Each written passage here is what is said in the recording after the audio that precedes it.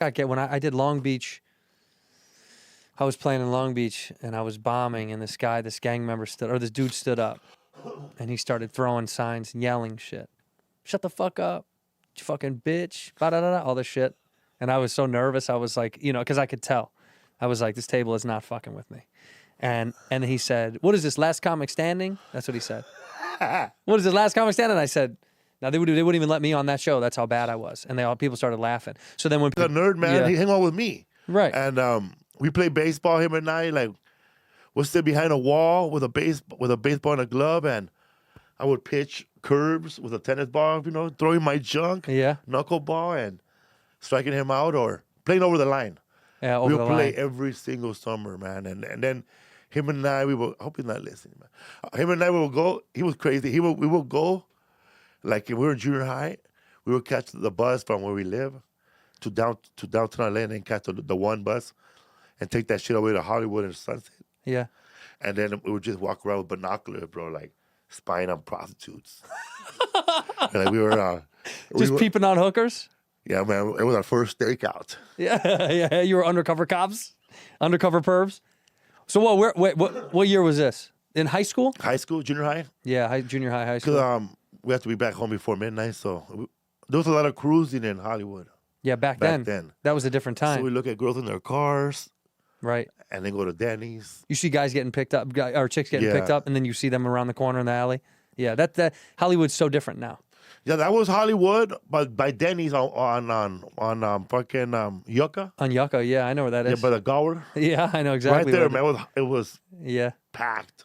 Yeah, they were all over. You know that the 101 entrance there, where it's the loop. Where you can loop to get on. A friend of mine drove on that one backwards, drunk one night. Got on that exit the wrong fucking way. That's the one by Denny's, right? Yeah, exactly. It's right around the corner. Yeah. Fuck. She knows who she is. Also, I don't know if it's still happening, but little Thai Town. Yeah, Thai Town is right there. Yeah. That used to be like a prime spot for like transgender prostitutes. Really? Yes. See, I thought that the trans prostitutes were over by the donut shop. It's now Highland. Yeah, on by Highland. Trejos. Exactly. By I Trejos. don't know when they end up there, but that's so funny that everybody knew that's where it was. Yeah. By the public storage. Yeah. Trejos Tacos is there now, right? Shout out to Ian Edward. He shot a movie in that area called Tangerine. Tangerine?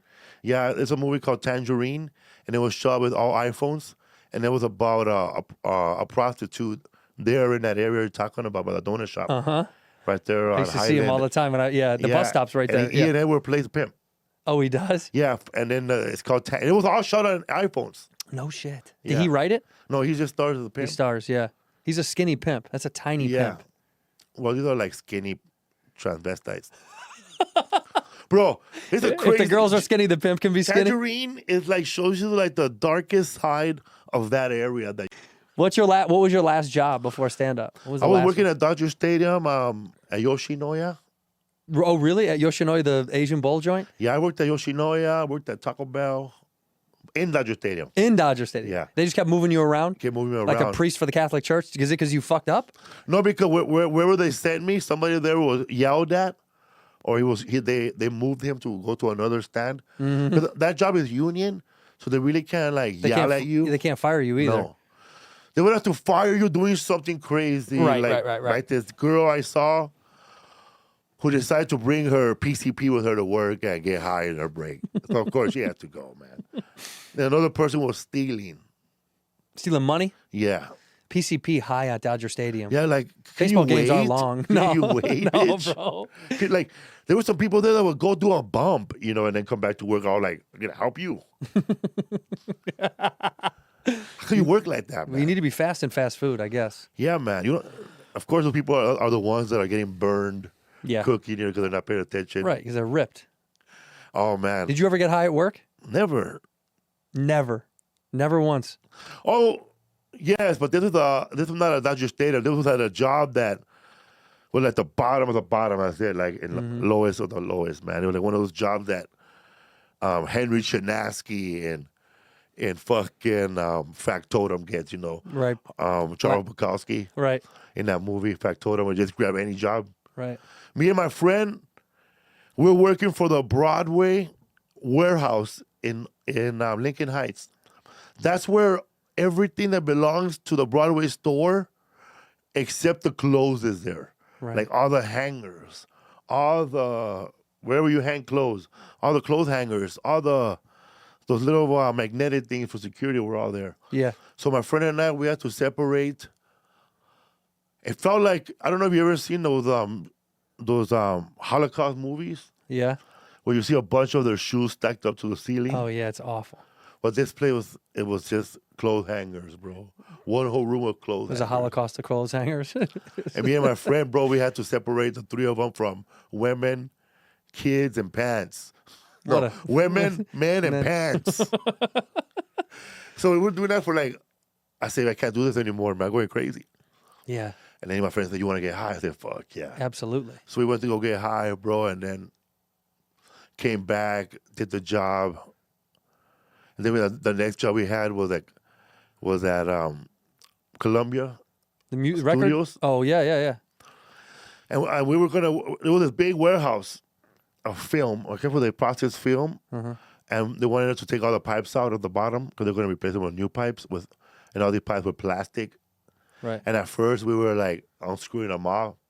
Then I went to go ask the main guy that works there at the studio, what are you going to do with all the plastic afterwards?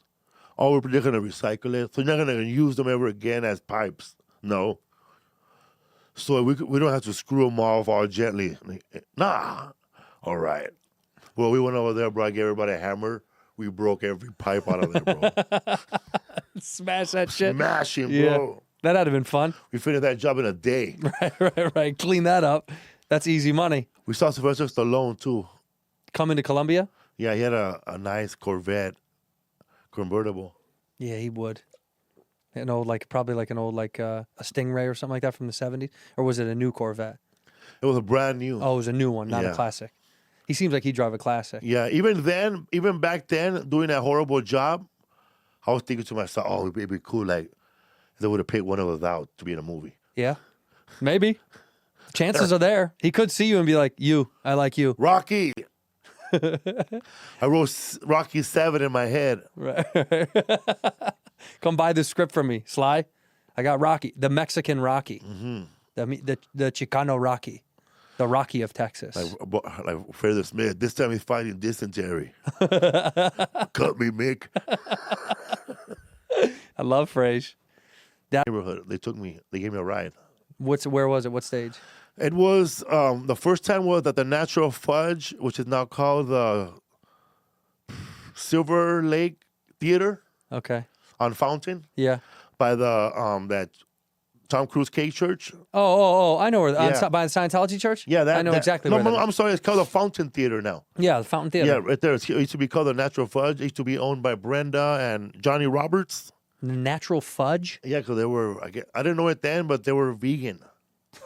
Okay, that's fucking weird as shit. They were like, this man, try the nut burger. Try the nut burger. And I'm like, this was trying to do stand up. What is he gonna get? That shit's not funny. But there actually was a burger made out of nuts. And they were all vegan. So what now? What now though? That's where you went and performed, and the gangs dropped you off. You don't know, my homies went inside. They went inside. They watched and it. It's crazy. They went inside, man, and made it their home. And they were ordering beer and they were eating the food there. I guess they had wings. Mm-hmm. And somebody was standing outside and he sold dope outside. Like somebody said, "You got some?" Yeah. And he started crack right outside the theater.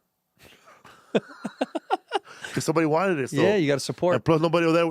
There was that street didn't belong to anybody. On Fountain. On Fountain. Nobody was down there. Nobody was. I guess I'm pretty sure now it belongs to a gang called nope, it was neutral. It was, yeah. So he was out there, man, serving people. And they were spending so much money that the waitress finally said, in a nice way, "You guys ever heard of tipping, you cheap bastards?"